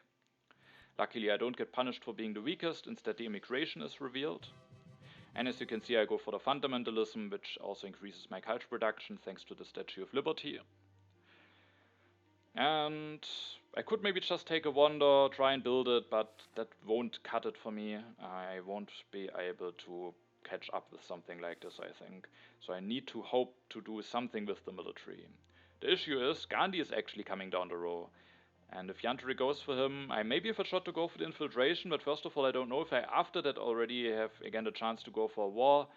And also maybe it's not completely guaranteed for the infiltrate to get through. It would cost me a lot of military actions, so it wouldn't be ideal. I was somewhat hoping that maybe Kogito could pick up Gandhi, hoping that maybe one of his outs could be to not get hit by a war, while Fjantarik could get hit by a big war, who is at least doesn't have that many military techs developed at this point of the game. So I was hoping that maybe Gandhi would be taken away, or that maybe Fjantarik just doesn't go for Gandhi, but yeah, Gandhi of course could be a bit problematic for me. I thought about denying him even, but I don't even have a war in hand, so that felt a little bit desperate, and I just rather hoped that maybe the situation will get resolved by itself, with maybe just Kogito going for Gandhi. However, I thought that's unlikely, because he probably needs the culture from Pierre to even have a chance to come back into the game, and maybe hope that some wars will be happening anyway, with him not being involved. So now, here the question is, how do I want to continue my turn? And I will develop the Fundamentalism. I make the decision to build up some military. As you can see, I will develop 2 technologies this turn. I could have saved some science with having accepted a pact. Maybe the science would have been useful at the end. So I built 2 cannons. I revealed a tactic, still making it that I get 3 draws, but also putting myself at 43 strength. Maybe having a shot to pull an aggression off at the next turn. But yeah, maybe I could have had at least a chance to get the air forces going already at the next turn if I would have accepted a pact, and I think maybe I should have just done it. Now I have 2 civil actions left. There are some technologies that could potentially be useful. The satellites could give me some strength, is nice for impact of variety. Maybe a big impact of progress could be one way to catch up some points against my opponent, so I think that's a nice grab. My second grab, I'm not sure if I do the right action here, because I actually take the bro sports. I thought about Pierre, and that maybe it could be nice for some impacts. It's a cheap technology for impact of tech, so I do think all of those arguments are true. However, I think in order for me to come back in the game, I do think maybe I have to hope towards the game not ending. That I have to hope that I have more than 2 turns left to maybe get one war going, or maybe have more time to prepare for impacts or something. And because of that, maybe I should have just take movies, having another way also to generate some culture. At least there's Fleming, who I can also maybe still go for. Bill Gates could maybe also still be somewhat nice, and so I do think maybe you shouldn't take the bro spots to not accelerate a card row. If I don't know if it will do anything, I sometimes don't put that much weight into it, but here I think if the game ends quickly, it will be extremely difficult for me to still catch up to Fjantarik and Gandin, so maybe I should make it at least a bit more difficult for them to NDH. The problem is Cogito, Fjantarik, as soon as he develops the democracy, if he wants to do it, and Gandin all have lots of civil actions, so even though 29 cards are left, it's definitely possible that I have only 2 more turns left and only 1 turn to actually declare a war. So maybe I should here slow down the card row a little bit. I draw sadly no war, which I was unhappy to see, because even if I maybe infiltrate Gandhi and then go for a war in 2 turns, I don't have a war in hand, so I maybe have to find some peaceful ways. Now at least I have the impact of strength, which maybe could be a nice impact. Cogito seats in the international negotiations are revealed. I'm now the strongest. I definitely got a bit lucky by event ordering here. I have seated as the weakest, but didn't get hit by international negotiations or refugees. I will get additional food, which is nice to have. Cogito will go for tank, takes the patriotism, another patriotism, plays the revolution iridia, takes the engineering genies, has tons of yellow cards in hand. Sadly for him, there's still no Pierre in the row. Sadly for me, he didn't go for Gandhi, meaning that Gandhi is now sadly available for Fjantarik, and at his turn, after the autonomous territory is revealed, which I wasn't willing to bid too much on, actually 2 units, but I think mainly to make the others at least pay a little bit. But I guess with me not having a war, yeah, but I would lose some strength. I wouldn't be able to threaten an aggression, so I didn't really hope to win it, but I also didn't like it too much that my opponents might be able to win it at the end. Cogito wins it. Has still a bunch of colonization cards. About this outcome I was somewhat happy, because Cogito I still thought it will be difficult for him to not finish last, not impossible. There might be Pierre, maybe some nice impacts, a big space flight, still possible. But still I was thinking that it doesn't make a big difference for myself whether he wins it or not. And with him sending the defense cards away, he definitely is a bit more vulnerable, and if I can't really go for an aggression against the others, at least I could get 7 culture out of an armed intervention, or even probably 9 culture out of the infiltrate if I remove the spaceflight, not because I actually cared that much about removing it, but just for the pure culture that I get for myself. Fjantarik, as you can see, will commit to democracy and is willing to do it thanks to Gandhi being available, which he will elect immediately. He goes for the fast food chains, has a wonder, has big culture reduction. He's willing to miss out in the air forces, but he is Gandhi, and I have 6 military actions. I could theoretically declare war, but yeah, he is relatively safe for now. But I have this infiltrate in hand. It's extremely unlikely that he can defend against an aggression, so maybe if I see a world where that could be beneficial for me, that could be a very interesting option. Gandin goes for the scientific cooperation, so he has offered it to Fjantarik in H2, he's offered it to me, he has kept it in hand for a very long time, and now finally it gets accepted. Of course, the downside of me not accepting it is of course also that it might just get offered to someone else, in this case Cogito, so I do think in retrospect maybe just accepting the pact would have been better on one hand. On the other hand, yeah, it's maybe also fair to still hope to finish at the first position. Gandin will this turn go for Marlene Dietrich, goes for third theater, is now at 14 culture production and takes revolutionary idea and reserves. Now it is my turn and I have a big decision to make for my politics phase. I could see some of those impacts, but both of them it's not completely clear how nice those will be. The impact of strength at the moment is of course nice. Maybe you can just push it now, hope to see it revealed relatively quickly, as for the moment I'm still the strongest. I do think that could be a valid play, just hoping to get some points out of that. But I just, no, I felt like I maybe have to hope for something. And one thing that I felt like could be a reasonable thing to hope for, and which maybe could at least allow myself to finish at the second place, is to actually remove Fjantarik Gandhi now, which you will see I will do it. I will remove Gandhi from Fjantarik, I will gain 9 culture for myself.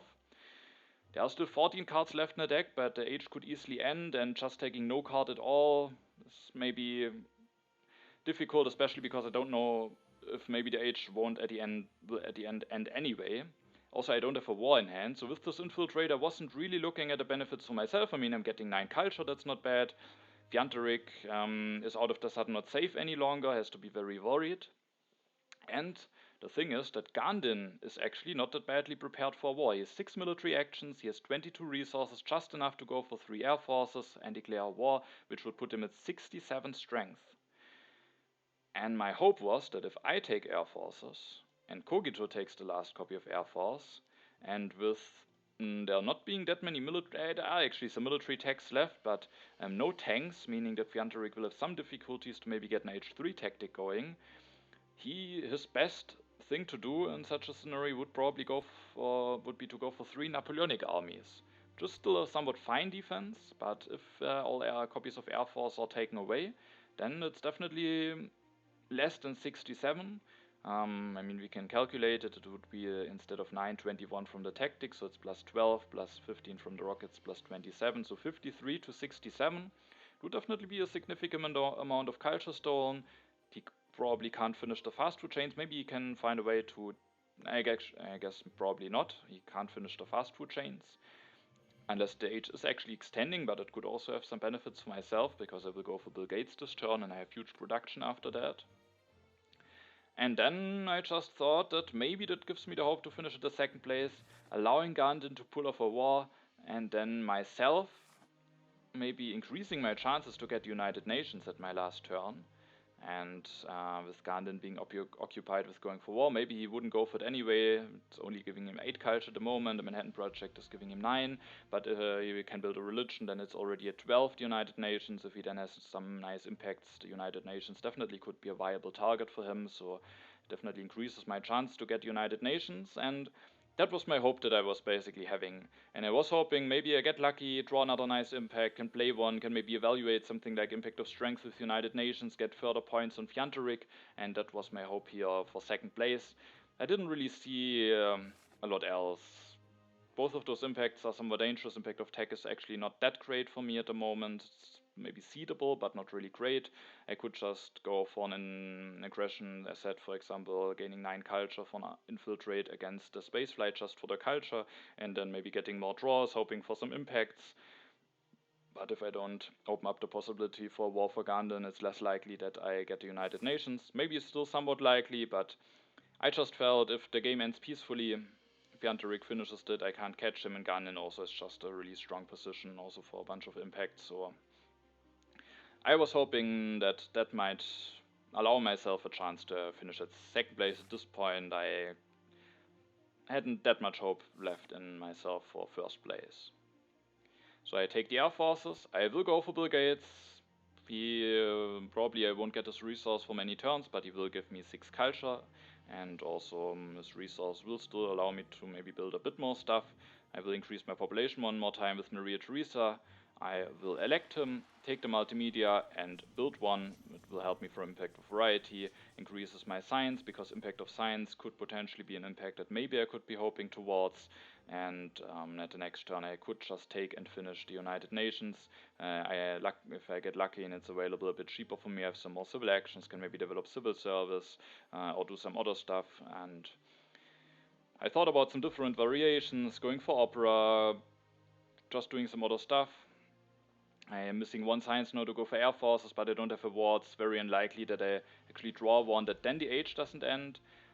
Maybe I could have again tried to prolong the game. Maybe that could be beneficial, but I felt like with my opponents having that many civil actions, the age might at the end end anyway, and so I just mainly prepared for my last turn. But if I maybe would have at the turn before and at this turn been a bit more careful about how many cards I take, I do think there could have been a chance to actually prolong the game by one more turn, which maybe with now this big production could have somehow helped me and maybe allowed myself to be in a better position at the end. But for now I go with this turn. Actually, the resource from Bill Gates likely won't be very useful if I go for the United Nations. The first impact is revealed. One of those two was seeded by Fjantarik, one by Gandin. The impact of happiness looks like it might have been played by Gandin, especially with him already committing to Marlene at the turn before. Kogito will go for computers this turn. He goes for an upgrade, plays the patriotism, goes for an upgrade to tanks, has the shock troops tactic available, increases population, builds an arena, takes the bro spots, develops the bro spots. When I saw his turn, I started to worry that will he actually grab those air forces for 2 civil actions? He takes the reserves. Now he has 2 civil actions left. Will he go for the air forces or will he do something different? Sadly, he will go for the urban growth here. And it might actually be the correct decision for him here. I do think, he is, first of all, extremely unlucky for him that Pierre is so late in the deck. So the one thing that maybe gave him some hope just didn't show up in time for the Olympic Games, unless the age isn't ending, but at that point, with him taking that many cards, it looks very likely. So that's of course very unfortunate, and maybe he just needs to have as many resources as possible, prepare as nicely for impacts, and doesn't care about any defense or something like that anyway. Maybe denying the Air Force from Fjantarik and making him getting hit by an even bigger war could be an idea, but Fjantarik has such big of a culture lead, and I'm already hoping that war without Air Forces will allow me a comeback. I do think it's definitely possible, but for Kogito it's unclear if even if a war without Air Forces for Fjantarik is happening, that it's not completely clear whether Fjantarik or I am actually the player closer to him. So I do think it's maybe a fine decision. I was of course still hoping that maybe he would take it. I think it would also be very fine to maybe take it, and then Fjantarik would have a harder time to defend himself. But sadly now the Air Force are available, and now we can take a look at his turn. He will first of all build a library, which seems a bit greedy at first, but he actually needs the science in order to go for rockets and Air Forces. So it's not done to sneak in some culture generation when he clearly knows, after having lost Gandhi, that he is in a very vulnerable spot. He just needs the science. He can play the military build-up. Sadly, he has lots of additional resources for the military available. Destroys a farm, builds a rocket, plays those reserves, just to get one additional resource compared to not playing it before the age will end. But this one additional resource is very valuable because it is just enough now. He has just enough to finish the fast food chains, while also still having enough to go for 2 air forces. So he is prepared to go for 2 air forces, and with that have the Napoleonic army tactic 4 times. Without the Air Force, he could have only had it 3 times, so he can now go for 7 strength more, but Gandin can still go for an amount that Fjantarik can't match, so there is still a chance that Gandin will go for a war now, but sadly it won't really be that big, and that makes my chances to that being enough for me to catch up to Fjantarik definitely worse. So Gandin will go for the war, place the reserves for resources. He needs to do that in order to have the resource to go for 3 air forces. He can increase his population 2 times normally, has to destroy 1 mine, goes for 3 air forces and is at 67 strength. And if Fjantarik will do his defense, he will be at 64 strength, I think, or 60 or 63. Depending on how he will play it exactly, if he is willing to disband a knight or if he wants to disband some other things. But Gandin will win the war, but only by a very small amount. And when we take a look at the culture, also Gandin will take 3 cards from row, just enough to end the age, so it is very close. And as I said, if I would have put a little bit more, or if I would have been a bit more careful about moving the deck forward, maybe I would have had an additional turn. But like this, I do get punished for myself not being too much concerned about that. And when we take a look at the culture after Gandin has declared a war, even if Fjantarik now doesn't finish the wonder and gets hit by this war, with the war only being quite small, culture-wise he might actually still be in the lead before the final impacts, and that of course makes it quite difficult for myself to catch up. So now it's my last turn. I have to think about what I want to do for politics. Impact of strength is not really a good thing to seed because Fjantarik will now get stronger and I just want to finish the United Nations. The impact of tech actually is also not that great. I will have 3 technologies if I develop one more, but Fjantarik can also go for air forces, will be at 3, so I only will get 3 culture for seeding if I think about my culture that I get against Fjantarik. And Fjantarik might, even though he might actually still be a bit in the lead with the culture, could still be the player where I have bigger hopes catching up, because there are some impacts that I can hope towards, where I would be scoring potentially quite big. For example, impact of science at the moment, there's a chance maybe that I get something like +10 if everything goes right. Then we have impact of progress if I develop the satellites, maybe Gandin could seed it, and then I could get a big impact of progress. So with some big impacts it could be possible, while I don't really have any big impacts, any very big impacts against Gandin. So yeah, impact of tech basically only +3 against Fjantarik. At the end I made the decision to go for an armed intervention against Cogitor, because at this point I actually had knowledge about 6 out of the 7 defense cards, meaning only 1 defense card is even left for my opponents, and with that, even though Cogitor is not that much behind in strength, with the knowledge that I have, it's actually not that unlikely that the aggression will go through, and with that I just had to hope for the most culture that I get out of my politics phase. Of course it's extremely annoying for Cogitor, not getting a break at all in this game, getting hit by another aggression now, the armed intervention.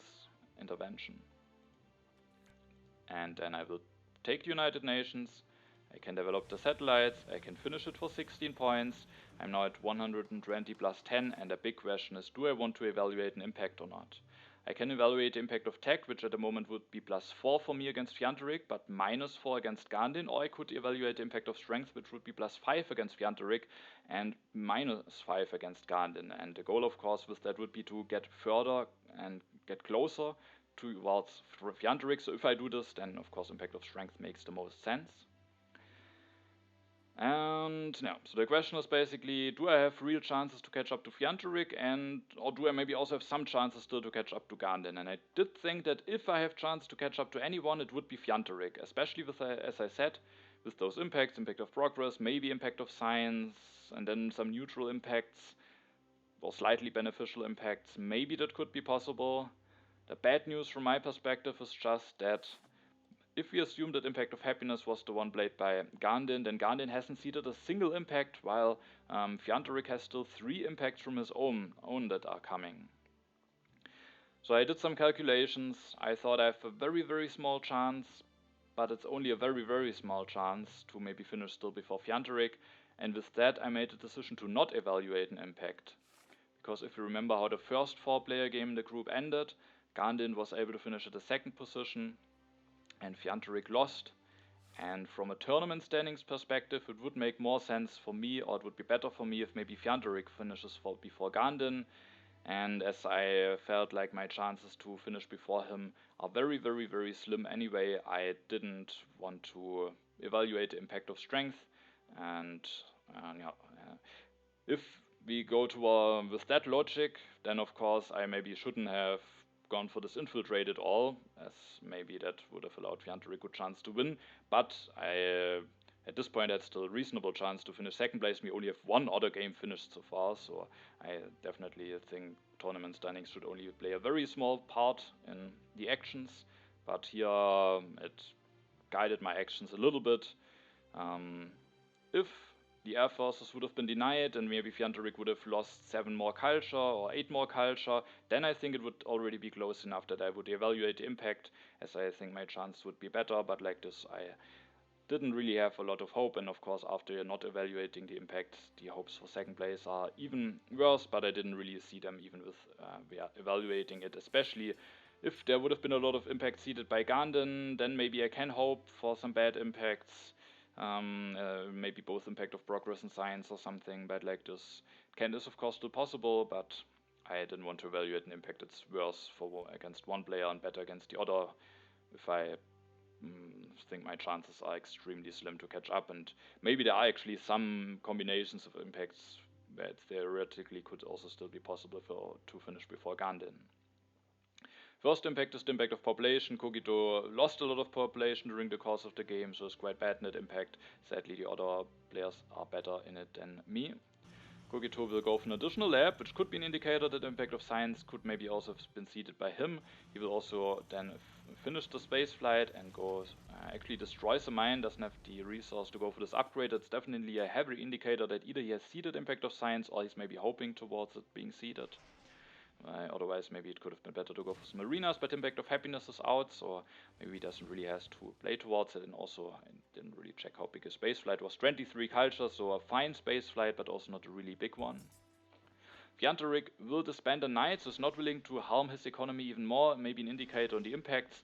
Impact of harmony, for example, could be a reason to not, for example, disband a coal mine instead, and then he just takes a bunch of technologies away from Gandin.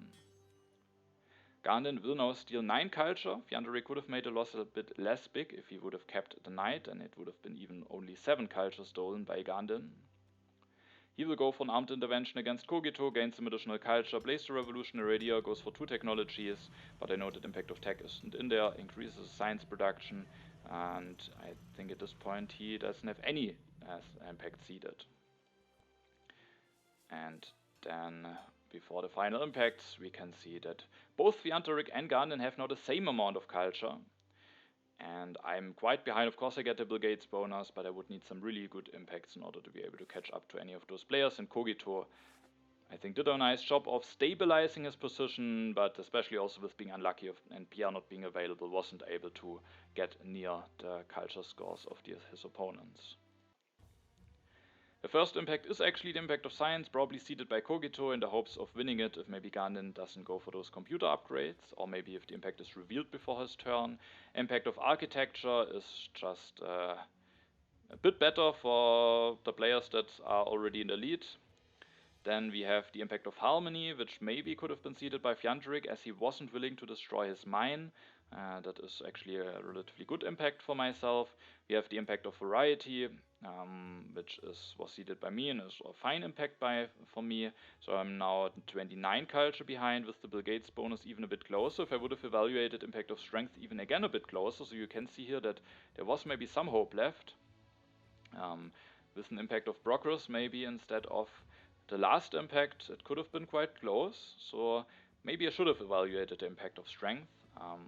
But as you can see, there's no impact of progress. Instead, it's the impact of competition. With that, Fjantarik gets quite a big amount of points. I get only 10. And then at the end, there's quite a big gap between me and Fjantarik. So me evaluating impact of strength wouldn't have changed anything. But maybe there was enough hope. It was a really close decision for me. But at the end, I made a decision to not evaluate it. And at the end, sadly I finished at the 3rd position. Gandin is able to win the game, Fjantarik finishes at the 2nd position, and Kogito, after having had a very, very rough game, getting hit by a lot of stuff, very unfortunate things happening for him, finished at the last position, but at least with a somewhat stabilized civilization. And now, going into H2 or during H2 until the end of H2, I actually thought I had a strong position. I got this early Suez Canal. Genghis Khan was extremely strong for me, and without him I might have been looked very dangerous. But without him in the game, maybe I would have taken the knights, but maybe I would have been still greedy enough. You know myself, I'm sometimes greedy. And yeah, but then both Fjantarik and Gandin went for a culture leader. All of the opponents had a lot of actions. I mean, Fjantarik was in theocracy for a while, but H3 I felt was moving along quite quickly, partly also due to my fault of maybe not paying too much attention to that, meaning that the age ended quite quickly, I didn't draw any war, and then I just didn't really find a way.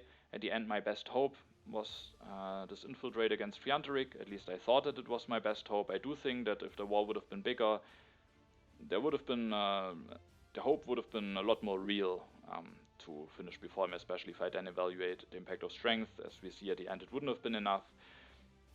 So my best hope, sadly, at the end wasn't enough. Also a bit unfortunate for Fjantarik. He had Gandhi, probably felt relatively safe, had the fast foot chains, was in a strong position to win the game. Of course, my infiltrate also cost him maybe the game. And so unfortunate for him, a bit fortunate for Gandin, but he also had a very strong position. But with missing out on a strong wonder, with the fast food chains being taken away by Fjantarik, maybe he wasn't in a strong enough position to win the game if the game ends peacefully. Yeah, so definitely an interesting game. I had a strong economical position, but we can see that h3 can be quite quick sometimes, and that if maybe other players go for a culture approach, out of the sudden it puts a really pressure on you, feeling similar to situations in two-player games maybe, and then at the end I only finished at the third position, and yeah, Kogito having a very rough game. Maybe you made this one decision with going for Gutenberg instead of Chen of Arc, where maybe it could have saved him a little bit of trouble, but maybe also not. And Gutenberg at the end did quite some activations, so I think that was a reasonable decision, but he got just extremely heavily punished for him not being quickly enough with setting up the military. So yeah, at the end, interesting game. Congratulations to Gandin for winning this one, and also there is already one 3-player game finished played by my opponent, so we can now take a look at the standings and look at how this 3-player game ended. However, Kogito might also still upload the World Championship games on his channel, so if you want to see this 3-player game without any spoilers, then maybe don't watch the standings now, but if you're fine with being spoiled, then we will now take a look at the standings. And I do think the outcome of the other 3-player game has been quite nice for myself, because now with Gandin winning the 4-player game, finishing second in the order, if he now also would have won the 3-player game, he would have been quite in a quite strong position for the standings. But luckily for me, Gandin actually lost the 3-player game. Fjantarik was finished second and Kogito won the 3-player game. So basically the perfect outcome for me with the goal of finishing first at the end. Then of course it's ideal for me if the opponents have an as equal amount of points as possible. So I was quite happy to see that outcome. And yeah, but yeah, with that the group is relatively close. Everything is possible. Every player has realistic chances to still finish first. And with that, I think we are in an exciting spot to then soon take a look at the first 3-player games. They should finish very shortly in the next days. And I think I might also have time to upload them maybe a bit quicker than the time that has been between the last videos, so I hope you're looking forward to those 3-player games to come. Of course, I'm interested in hearing your opinions on how the game went and if you maybe would have played some things differently. And apart from that, I just thank you for watching and hope I will see you in the next video.